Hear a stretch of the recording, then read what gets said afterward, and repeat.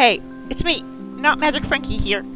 So, our amulets got stolen by this really creepy tumor guy, so of course we had to do a talent show to get them back. Luckily, one of our talents is cutting in line, so we didn't have to wait for months to get on the stage, which is great. We thought we were going to be judged by these regular old people, but then these 3 chimes went off, and we had to go underground to this really creepy place filled with more tumor guys, but those tumors turned out to be liquid creatures called mimics, and they either want to eat us or test us. I'm not sure which at this point. It could be both. First up is Carrot's test, the trial of mentorship. And of course, Idafer immediately turned into a deer and fell off a cliff. I hope those mimics don't like venison.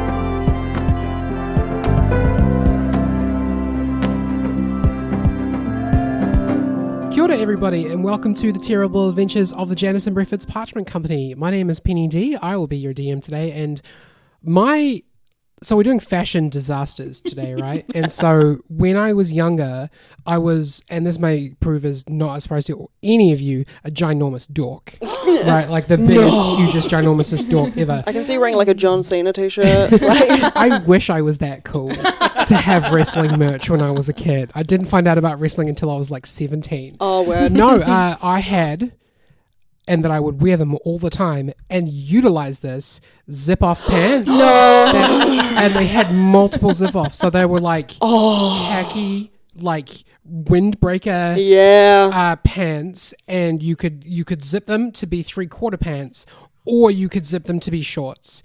And both the 3/4 pant length and the short length was wrong. So like the short length was above the knee, and the 3/4 pants was only like a couple of inches above what the full pant was. And I used to always be like, what am I going to wear today? Doesn't matter. And then just like zip off the part. And took me a while to make friends. Took me a while to make friends when I was a kid. Penny, I need to tell you something very important. What's that? I also had pants like that. Did you also have no friends? No, because I wore them for hiking. Oh, I see. So those were my those were my very special hiking pants that I would whip out whenever my school was like, we're going to teach you guys how to hike. And then nobody really liked me on the hikes, and I don't know why. Yeah, I think it might have been the pants. It might have been the pants. See, I also had them, but they were just the shorts to the pants. Hi, I'm Nathan, and I'm playing Flynn the Halfling Bard. And my terrible fashion choice, which I made constantly. So in the last year of high school, we were allowed to have mufti, which we shouldn't have, because my choice of wear, which I would wear multiple days in a row past the point of no return, was I was a fan of board shorts and the colour lime green. And I had this favourite red sweatshirt. So you look like a Christmas tree. Yeah.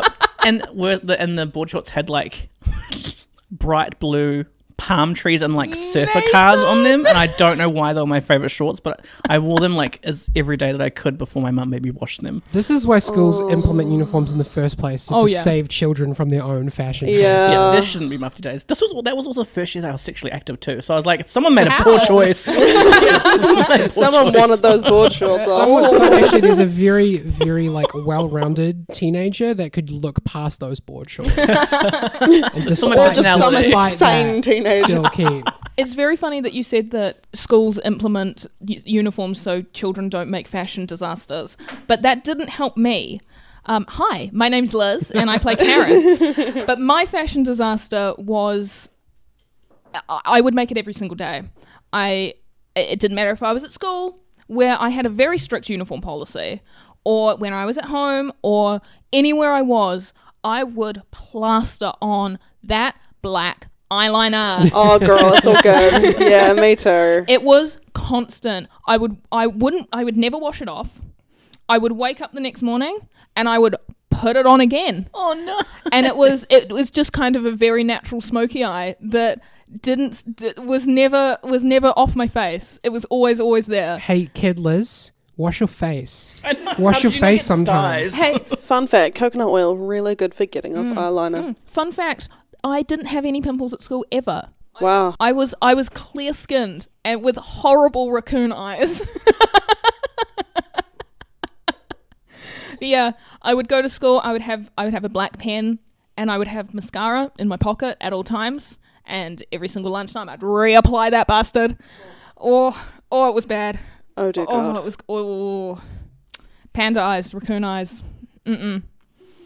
Emo children. And it didn't help that you also spent a lot of time eating out of the garbage, so everyone just knew you as the raccoon. Yeah. Oh my Yeah. god. Yeah, I had long fingernails and I used to hiss at people. No, I'm joking. Did you always wash your hands and food before you ate it though? Yeah, that was very much what I did. I mean, that's one of those positive raccoon traits. Yeah. And did you once do that to cotton candy and then it, Aw. and then it melted? I think about that all the time. And the poor raccoon's like, Give that raccoon some fucking cotton candy. Of course you can. They've got really sensitive little hands. Have and they they're, got like, bad napping it. eyes? Ah. Cool. I've got an add-on fact. If they Welcome have to our something- Raccoon Facts podcast. If they have something that they like and they're holding on to it, even if it's literally killing them, they will not let it go. Oh my god. I've learned that from a book called Where the Red Fern Grows about hunting raccoons. Oh, with, wow. Like, Don't cry on the podcast. I cried a lot, but they would capture raccoons by putting like shiny things in traps with the nails pointing up, so they'd get trapped so that because all they have to do is let go whatever they have and then be able to get free, but they don't. Oh Aw. my So yeah, which is a horrible way. And the book said, if you're going to be a raccoon hunter, don't do it this way because that's a horrible Cruel. way to do it. But yeah, because you get it and then you just bash them to death. But that's fine, carry on. And that was me in high school.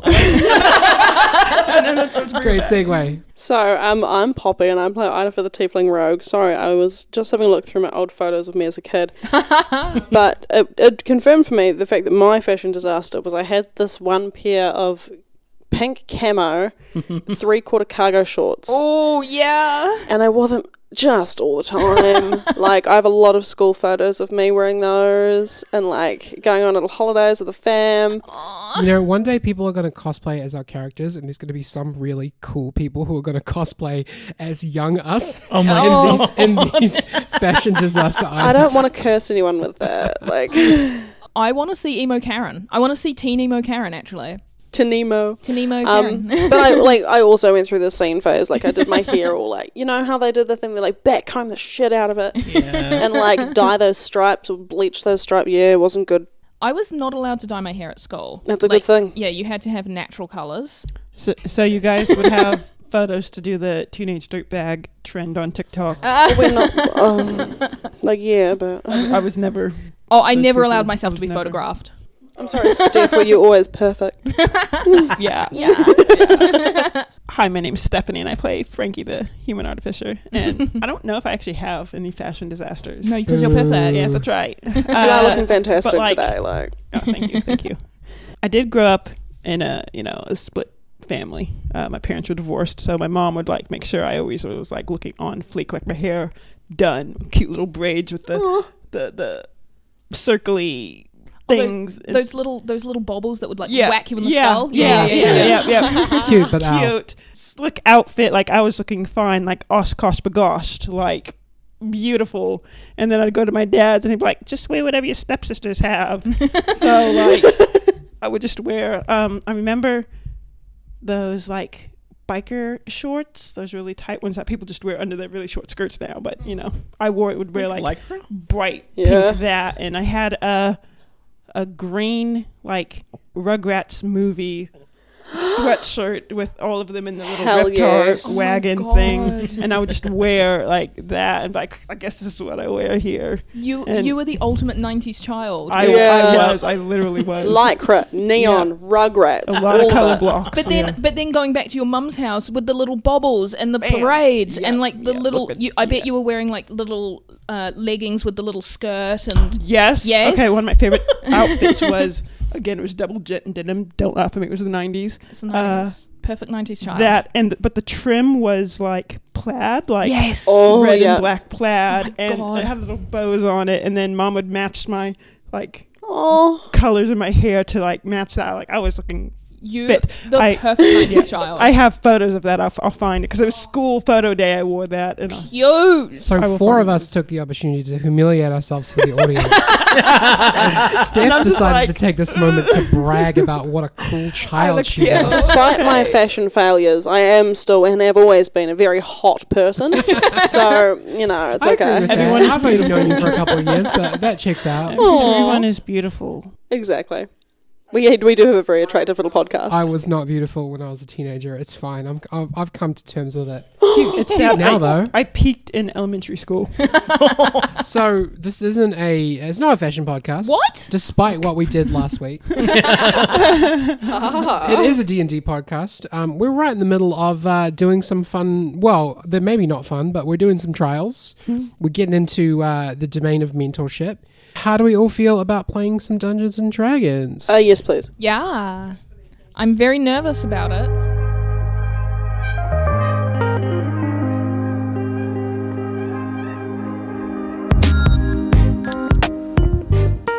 Idafa, you're currently in a deer body. Wild. Sorry, can you say wild shape instead of currently? I was I'm about inside to. a deer. I was about to. He's inside a deer. SPCA. This is some please real don't come to us. servine situation. Idafa, you're currently wild-shaped into a deer, and you launched yourself across this ravine in an attempt to get to the other side, and you weren't quite able to clear it, and you started to fall into this inky blackness. And you feel like you're falling as on every side of you, the living liquid stuff that the mimics are made of begin to close in. And the rest of you, from the ceiling, a drip-shaped thing begins to slowly lower itself down. And then as it touches the floor, it pops, and there's a deer inside of it. And Idafa, you find yourself back on the floor. Oh, Karen's Oh, still thank God. holding the other end of the rope, like Ido, as a deer, is quite confused and he makes the deer sound. Insert deer sound. But then knowing that he can't die, he jumps in again. Same thing happens. And you sort of fall. You feel the black liquid close in on you. You feel like you're submerged in it. And then again from the ceiling, a big drippy bubble comes down from the ceiling and touches the floor and pops. And either for the deer, you're in there. Roll me a perception check, guys. Karen got an 8. Flynn got a 14. Brinky got a 6. Ido got a 14. The two of you who got 14s, you can see over the other side, on the other side of the ravine, past the red circle, there is a slash mark on the wall that's not black. And then as you look around, a second slash mark forms itself next to it. Just as Frankie's about to also just try to No. Okay. How many slashes do we get? Oh, and At least Karen, two. the black circle that you had, every time one of these slashes comes up, gets a little bit smaller. Oh. Obviously, I can't say sorry I'm a deer, but I'm thinking it. It's okay. It's all right. It's not a problem. Okay. Let's do some problem solving. Okay. Frankie's good at this, but not. Karen, roll me an Arcana check. Okay. And Frankie, you too. 8. 17. Frankie, your time in the floaty place, you used some of those wisps. You channeled them like Electrum. And you can remember using them for things that weren't spells that you knew. But when you channeled them, it felt a lot like the way that Electrum feels when you channel it. Karen, you got nothing. No, nothing. Okay, why did I choose mentorship? This is really difficult. I don't know. I'm not a good mentor. Hi, my name's Liz. I'm just a guy. I'm just a little guy. Facilitate a brainstorming workshop. I might have an idea, but I don't know. You know what? That's good, actually. For Ida, for Flynn, Frankie, how about we all work through this together? This isn't... Oh my god. Give me a fright. You said it. Ida, Said it, Ida. Ida, for... Good hustle. Frankie, do you have anything? When I was in the floaty place, there were these wisps that were actually quite useful once I got used to it. And if I concentrated a little bit, I could use them quite often like I used Electrum. What if we used these swirly bits similarly? The black ink? Yes. Swirly bits? Huh. The ichor. Okay. Yeah, that's It seems to be responding to various, you stepping on it, and it is things, responding so to it's- various stimuli. You're Yes. correct. Good. Thank you, Frankie. Flynn, do you have any ideas? No, only that if we had one of us who was light, like me or Frankie, on the back of Idafa, and Idafa runs and jumps, and then we jump from the back of Idafa, and then we'd get extra oomph. But I mean, we can try that It's if you want to, but that is dangerous, and I would prefer not to put any of you in danger. So you're gonna double jump like Mario riding Yoshi, and then Yoshi's just gonna Oh, die. we're gonna do that thing, are ya? Idafa as Yoshi. Yeah. Idafa is dead. F's in the chat. Ah, I just realized I have a bag of balloons. You have a bag of balloons? Yeah, don't worry about it. What are those for? If a party breaks out, Frankie, was just digging around, and he's like, I've got these balloons that literally, I think it's like more or less cast levitate. oh, And maybe we could have just done that. Well, you can still do that if you want to. Nah, that's a stupid idea. No, Throws the balloons into the thing. no, Frankie, that's an excellent idea. Good work. I think that will do well if you want to give it a go. Is Yeah. everybody happy to do that? yes. Arash nods his head. Welby could help steer you a little bit. That is really cute. I love that. The mimics kind of purr because they feel included. Yeah.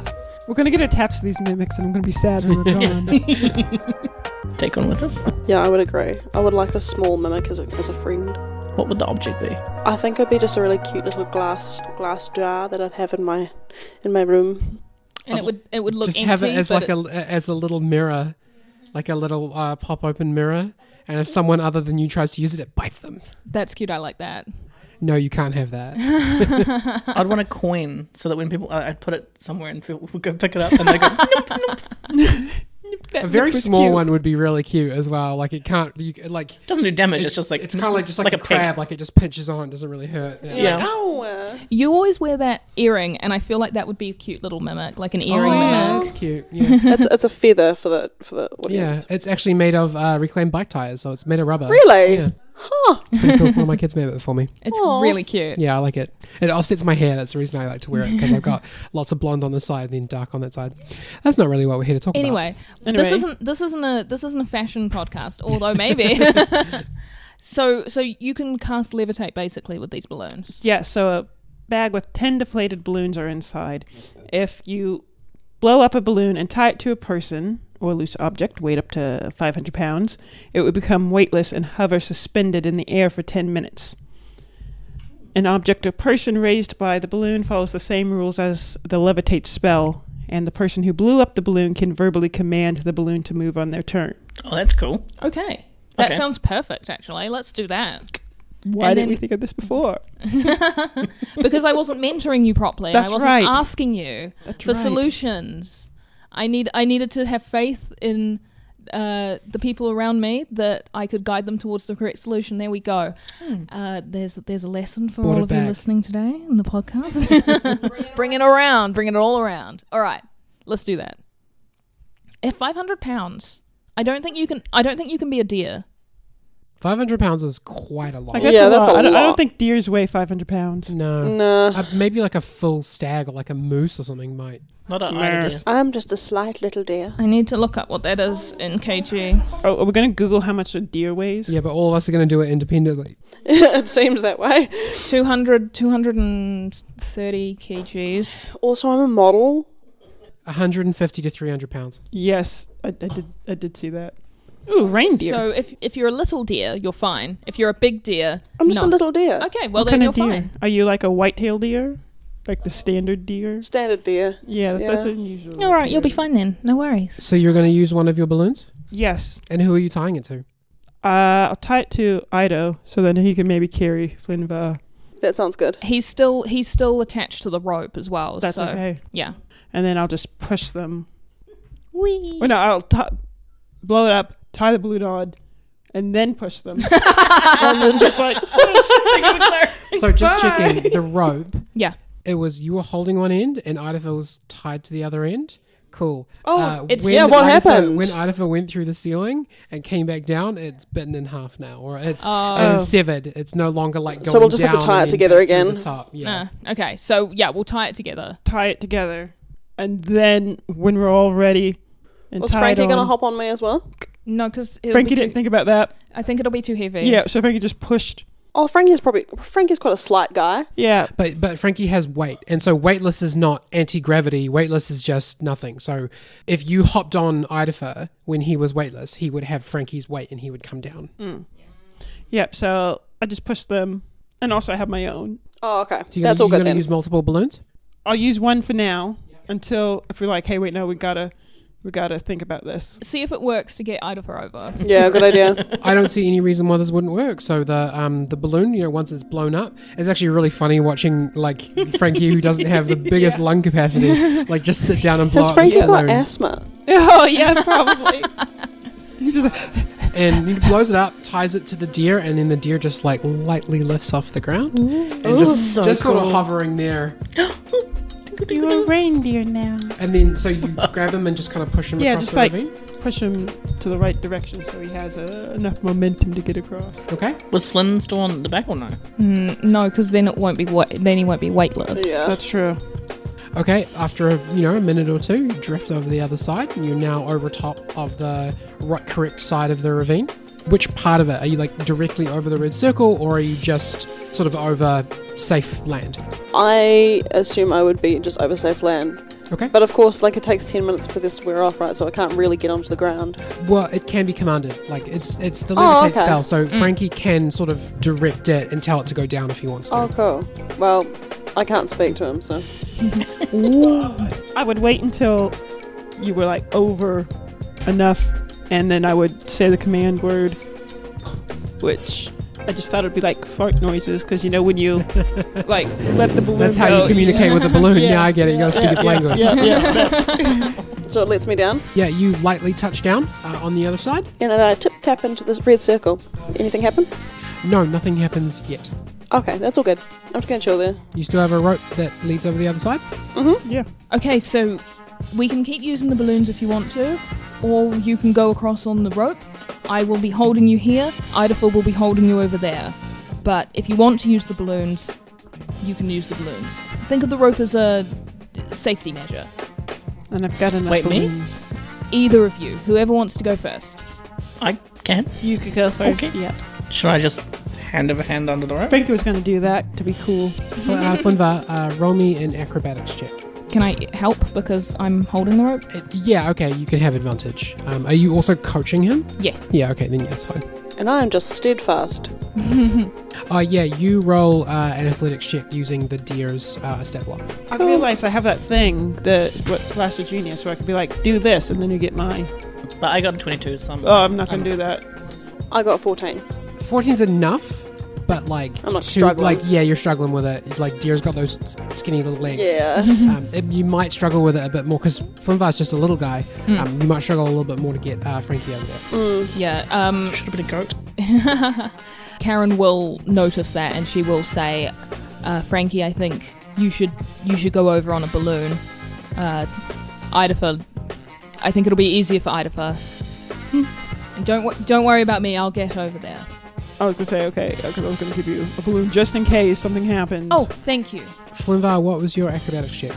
Oh, 22. Oh, yeah, you make it over easily. You don't even need to use your legs. You just, like, monkey bar over, just hand to hand. You don't even need to, like, wrap your knees around your, this goes back to your army training days. Like, you're very used to this kind of That's stuff. right. You make it over just fine, and you step into the red circle. Yeah. And then, Frankie, you use a balloon to get over? Yeah. Does anything comical or funny or awkward happen while you're on your way over? I would like to imagine that the balloon is tied around my waist, and I'm just, like, folded in half. Oh, yeah. Yeah, that's exactly what I was thinking. He Yeah. secured it too low, and now it's Yeah. like butt sticking up in the Yeah, air. that's it. My Love poor sore butt. And I would try and just use the rope as, like, a guide. And also, you've got a hole in your pants from the mimic biting it, Yeah. which is brilliant. I don't see any way that you could fail this, considering that you're using a balloon to levitate. So once you step into the red circle glows, and there is there's like a small chime, not as loud as the ones you've heard before, but there's a small chime and then the walls begin to close in. Oh. And then all of you feel the black ink, the ichor, swirling around you.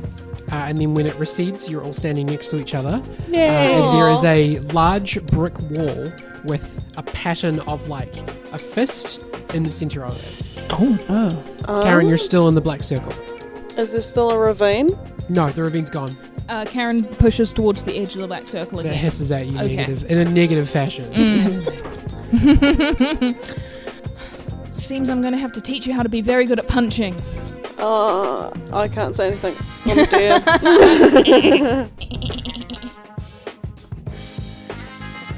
Kia ora, Penny here. It's been a little while. Glad to see you back. We hope you enjoyed Frankie's Big Date, our Valentine's Day live show a few weeks ago. Thank you so much to Fade of Eisens, Jules from NZ, for coming to play with us again, as a guest PC this time, and to Jules' partner Paul for agreeing to play our surprise villain XBF. If you missed the show, the video recording is available to all of our patrons. Thank you to our JBPC patrons for all your support of the show. James Courtwright, Sam Sarah at Gamers ADHD. Fun Facts with Waffles, Aotearoa, New Zealand is home to the world's heaviest insect called the Weta. Claire McDonald, Jules Bergesser, Violet, Shobna Lee, Alex Moore, Lyndon Hood, Jesse Wesson, Disturbed One NZ, Andrew Evans, and new subscribers Luna Chris and William Evans. William actually signed up during the live show, so apparently we must have been doing something right. We actually hit our first Patreon goal of $100 per month. Thank you so much to all of our Patreons for your support and for helping me get Liz up to speed as an editor. If you would like to become a supporter of the terrible adventures of the Janice and Breakfast Parchment Company, go check out patreon.com/jbpcpodcast. There are multiple tiers with lots of different rewards you can unlock, and I'm making more of an effort to post exclusive content over there. At the moment, I'm putting up moments that we recorded but we couldn't put in the public release, like this week's new post dubbed The Fisting Cut. Music credits, thanks to Quincas Moriera for Boom Bap Flick, Track Tribe for Dusk Till Dawn and Last Train North, Half.Cool for Sharp Edges, and Diala for Solicious. As always, our social media pages are facebook.com/Janice and Breakfast Podcast and at JBPC Podcast on Twitter. And also keep an eye on the Kiwi RPG hashtag for all sorts of things that Kiwi creators like us are doing with their projects. I'm hoping to be joining the Kiwi RPG committee this week, so if I'm successful and you want something from the New Zealand RPG creative community, I might become a person that you can talk to about that. Our next episode, Domain of the Ordinary Part 5, will be out on March 19th, so keep your ears out as we start to wrap up our current adventure. Alright, back to the show.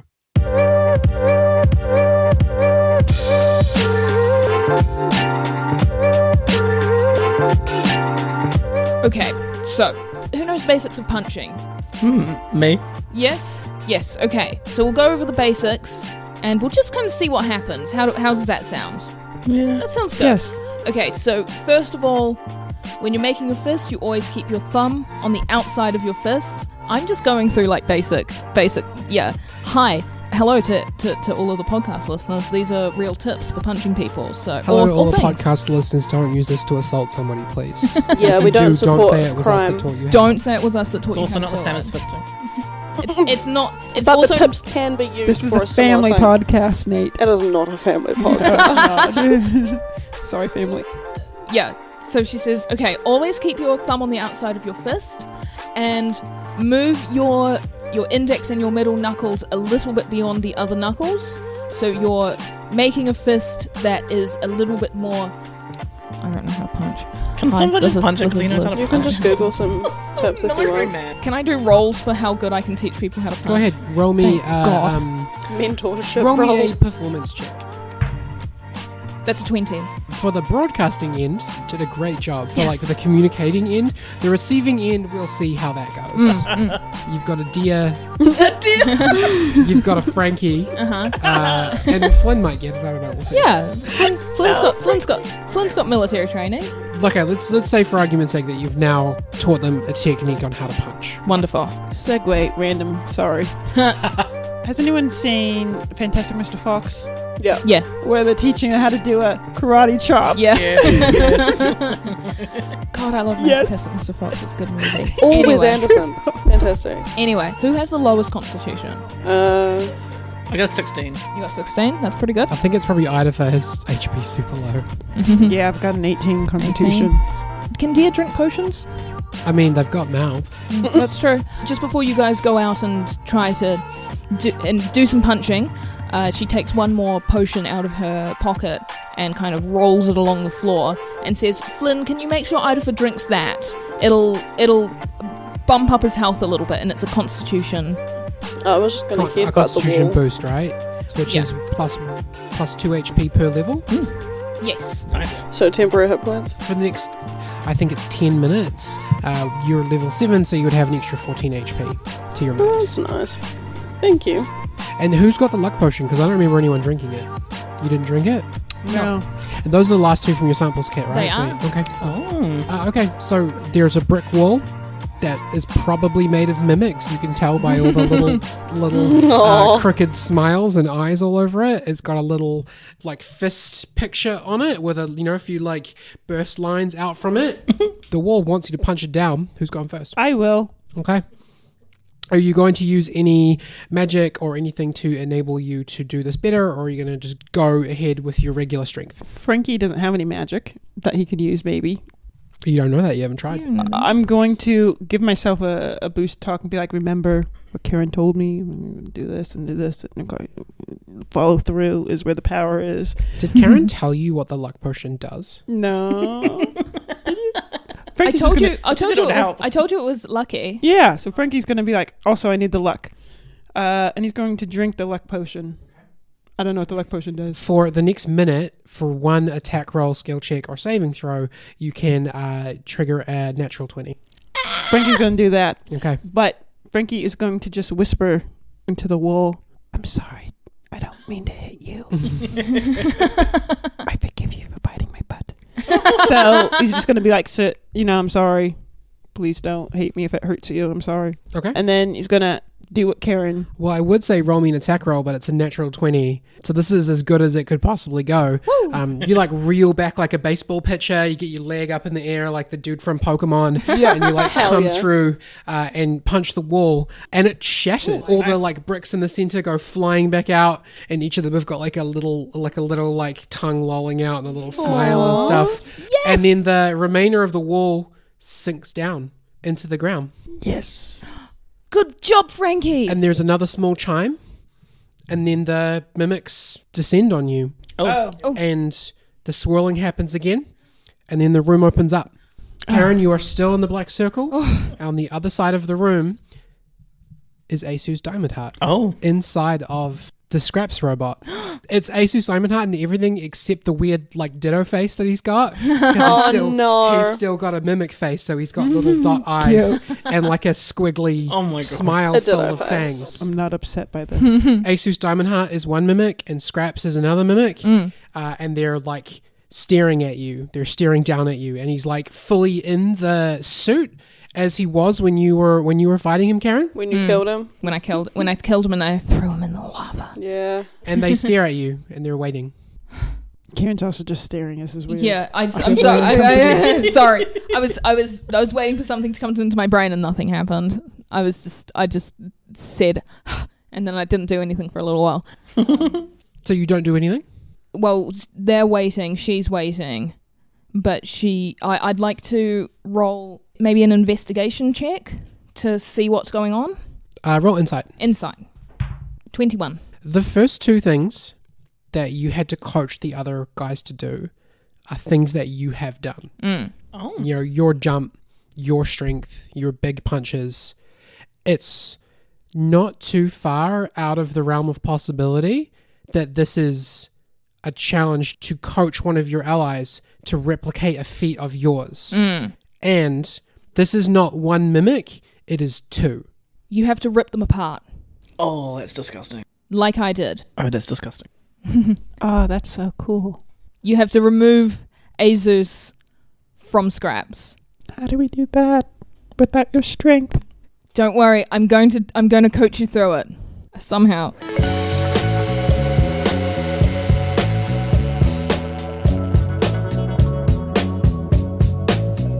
Okay, what have we got? We've got a bard, we've got a rogue, and a who's a deer currently. We've got an artificer. Do you have hands with you? I always have hands. And Welby. And Welby's here too. and we've got ropes, and we've got 2 mimics. What happens if... Okay, so they're just standing there, just waiting at the moment. At the moment, yeah. What happens if you try to engage them? Idafer, you're very fast now, you're a deer. Go up and try to get their attention and come on back to us. See if they'll chase you. Very good deer sound. Did you find it? I did. Oh Give me a second.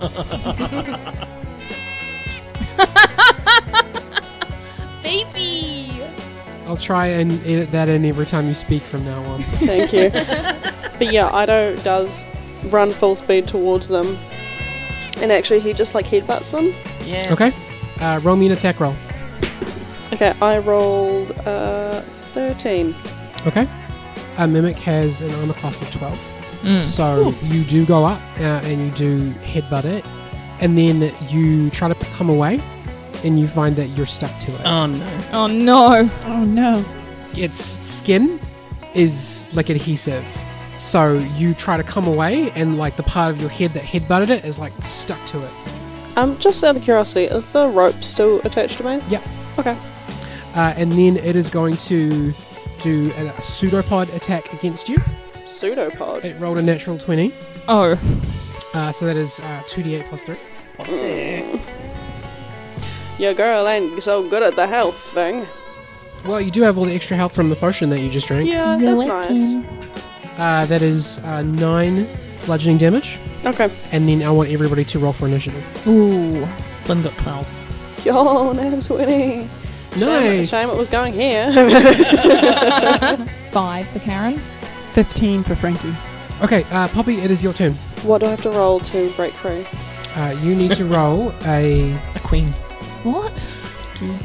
Is Poppy within 30 feet of me? Yes. Because I'd like to use my Flash of Genius to give her +5 to her Nice. saving rope. That's awesome. You Thank need to you. roll a... you basically need to roll to escape a grapple, so you can choose athletics or acrobatics, and the DC is 13, and you have a +5 from Frankie. Thank God I got the +5. That's 10. 10's not enough. No, I don't think it would be. You do kind of pull away, but you can't quite get away from that like sticky goop that you're stuck in. Ugh. Oh, well. Next up is going to be the mimic, who is going to drag you along as it takes a couple of steps towards Frankie and Flynn, and it is going to make a bite attack against you. The scraps one is going to try and make a bite attack against you. 16 plus 5, 21. Yes. So it's going to be 8 piercing damage and some acid damage too. 8 acid damage. Oh. So 16 in total. Yes. Okay. Next up, I believe, is Steph. So I'm just going to think aloud. So if we have to try and pull them apart, but I don't want to touch them, could we do like a rope pulley sort of system? Yes. That's what I'm thinking. That's what I'm thinking. I'm thinking maybe Hans gets the rope off of Idafer. Why don't you want to touch them? Because they're sticky. Oh, I just seen what happened when Ido stuck. I don't want to touch that. But if we stick to them, then we can leverage pulling them apart if we like run in opposite directions, right? Oh. That's also true. That's also true. Maybe because... Okay, so I think what we could do is Idafer is attached to Scraps. Yes. What we need to do is we need to attach the rope to Azus. And we can pull Azus while Idafer pulls Scraps. And we can pull them apart working together. Can Hans untie rope? We need to get it off of Ido. I mean, yeah. Does he have the ability? Does he have thumbs? He just doesn't have hands. opposable thumbs, I believe. Well, according to the description. There's usually some kind of thing in there about like simple tasks. Yeah. I think untying a rope is a simple task, assuming it's not a complicated knot. Yeah. It doesn't actually mention anything about Look, simple from tasks. what I understand, he has tank treads, a doll's body, and then helicopter on that's sticking out of his head, Yeah. right? So Yeah. a doll's body has hands, so I'm Yeah. going to say he probably can untie a rope. Nice. Okay. I always imagined him as having like little spidery bits on him Yeah, as well. he has Yeah, me too. his hands are like Like that Coraline. doll from Toy Story. Yeah. Yeah. So he can untie with like little spidery legs. yeah. So his hands that I envisioned were like the hands from the other mother on Coraline Yeah. Oh, that are like, yes, spidery. Okay. So Hans I is an would, abomination. We need to get him drawn. I love Hans. So I'd be like, Hans, go, and chuck him first, and then be like, untie the rope, Hans. And what does he say? He pulls a gesture that I will not describe to me because I threw him quite forcefully, like a Pokeball. Don't worry. We're on even power. There's no power struggle here. You throw him. He gives you the finger. It's fun. It's fine. I'll make it up to you later. I'm sorry. So I throw him towards Ido to tell him to untie Ido. Okay. He's going to have it soon after yours. Is that a bonus action or an action to give him a command? I think it's a bonus action because it just says that it goes on. Cool. You've told him to perform, use an item or use a tool or something, so that's fine. So what do you want to do with your action? Hold on to the rope. Okay. I want to be cool though. I don't want to just walk over and pick it up. I want to roll or cartwheel. Okay, roll me an acrobatics check. Okay, acrobatics. Every time you do this, you step on your scarf and choke yourself or something. That's a 5. You step on your scarf and choke yourself. Oh no. Frankie just wants to be cool. Oh, Frankie. You are on the ground, but you do have the rope. But you are prone. Yeah, I got the rope, And guys. maybe trying to breathe is a little difficult right now because your scarf is around your neck. It's tight and you're kneeling on it and you're like, It is Hans's turn. He is going to attempt to untie the rope from where? From the deer? Antlers. From Yeah. the deer. Okay. Cool. Yep. Does he need to roll anything for that, or can he just perform an action? I think you could just perform an action. If it was, I think anything more than simple, if we would have had to roll for it, then he would have to. I think just I mean? undoing a knot is not. If you wanted him to tie another one, that might be a different Yeah, story. But if all he's doing is untying the knot, that is done. I haven't taught him how to do knots yet. Yeah. He's mastered the untying, but not the tying. Yeah, that's how you got to start. That's how you teach, as Karen would know. That is yours and Hans's turn. Next up is Flynn. you can get Welby to fly around Jesus, right? With the rope in his mouth. Yeah, I was thinking of just whipping it though. You know how you whip it and it coils? Do you have proficiency in lassos? I'm just a cowboy. Do you have proficiency in whips? Do you have proficiency in being a cowboy? No, Welby will help fly around. Part of mentorship is guiding people towards the right solution. So I kind of lift my hat off, and then Welby pops up, and I'm like, "You can do it. Don't be shy." And he's like, "I'm not shy." And he whips it around because I'm like, "The rope." Yeah, and so he flies out around. Cool. So again, with him, does it cost you an action or a bonus action to give him a command?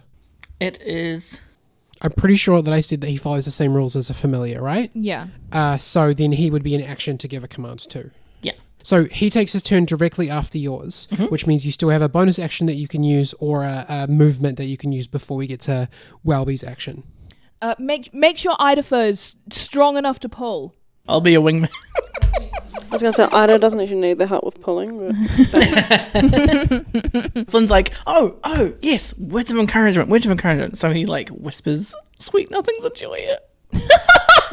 Not romantic sweet nothings, but just the opposite of what the whispers were whispering in my Positive ears. affirmations. Positive affirmations. You are strong, independent deer. Yeah. I whisper words of affirmation into Ida's dear ear. Cute. And watch it flick as I tickle it. And then once Welby's done his job, I coil the rope around my other arm. Okay. Yeah. So is that a D6 for me that I can add to throws? I think It's a D8. they've all arrived. D8 now, yeah. Oh, yay, I'm a sick. big boy. I'm a big boy now. So now it is Welby's turn. Welby is going to fly around the top part, and then he just goes twice around Asus, and then he's going to pull it tight, and the rope, as soon as it touches onto the flesh of the Asus mimic, is going to stick to him. Yes. Next up, Karen. Karen is going to, because she's got one end of the rope, she's going to coil it around herself. So it's coming from one hand, going behind her. It's in the other hand. She's using her whole body, and she's going to start pulling. Okay, roll me an athletics check. Yeah, that's a natural 20. Nice. Plus 8. Plus 8. Okay. So you have the rope that is attached to the ASUS half of it, Yes. right? Yes. Okay. You are not going anywhere. Mm-hmm. But I'll remind you that you are not supposed to be the person who actually performs the action. You are supposed to be the mentor. So I'll tell you what, you can be an anchor point. Yeah. But if you are the one who is pulling them apart, you might fail. Yeah, she anchors herself and she says, Idafa, it's time to pull. Idafa, you're up. And then Idafa pulls. Cool.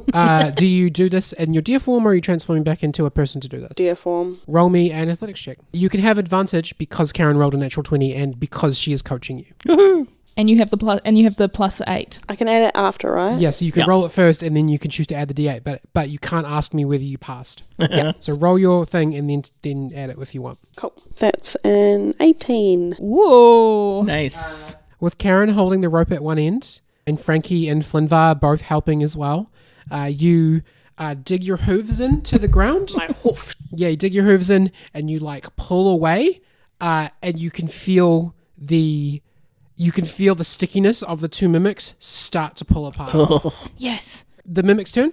It is going to the one that is Scraps is going to try and bite the deer again. No. That's an 18 plus 5. Yeah. Yeah, and then 8 piercing damage and 3 acid damage. So 11 damage in total. Oh, yeah. Frankie, you're up. Frankie's going to stand up, and then Frankie is going to help pull. Okay. Cool. Roll me an athletics check. Oh, that's an 18 straight. Nice. Nice. Yeah, all together, all of you guys working together.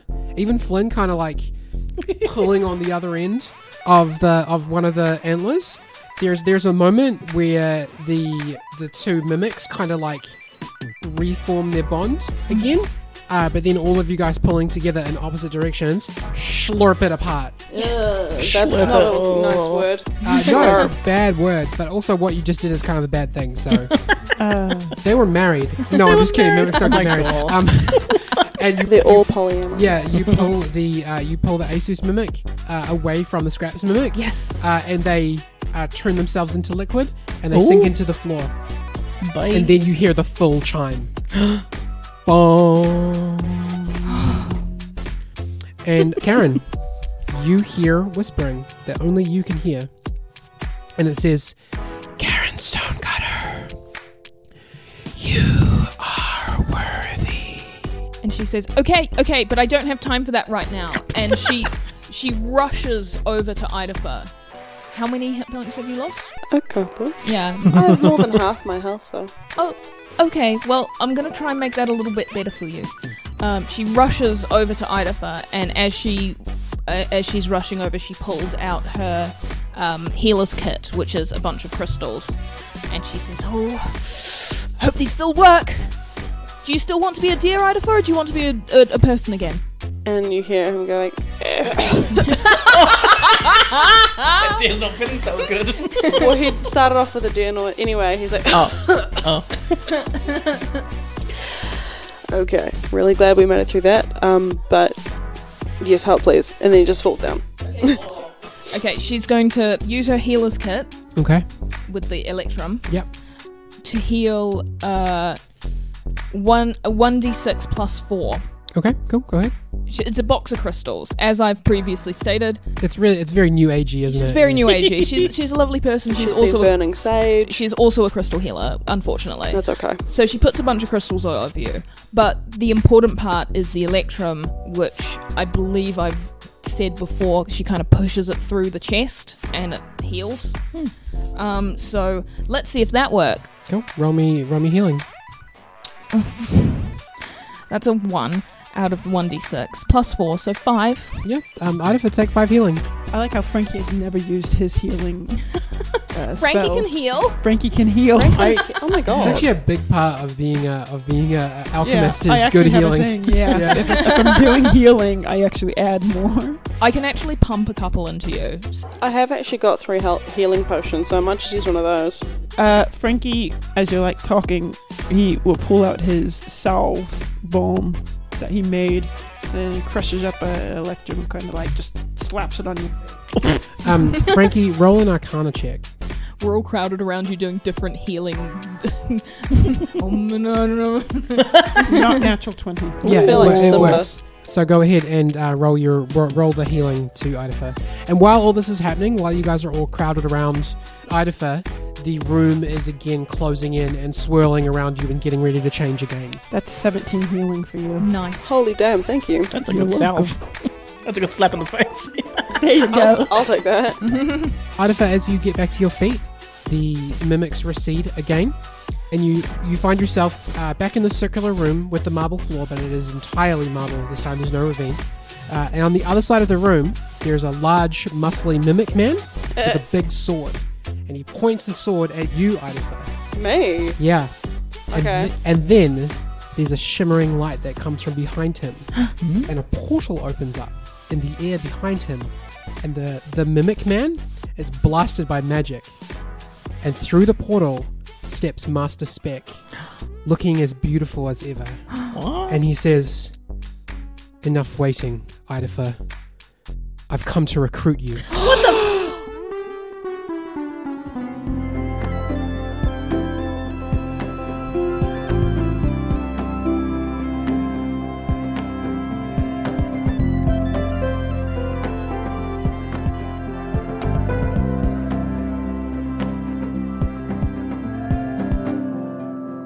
Podcast audience, you are loyal. You are worthy. Be good to yourselves. Remain loyal to yourselves. Thank you for listening. That is all.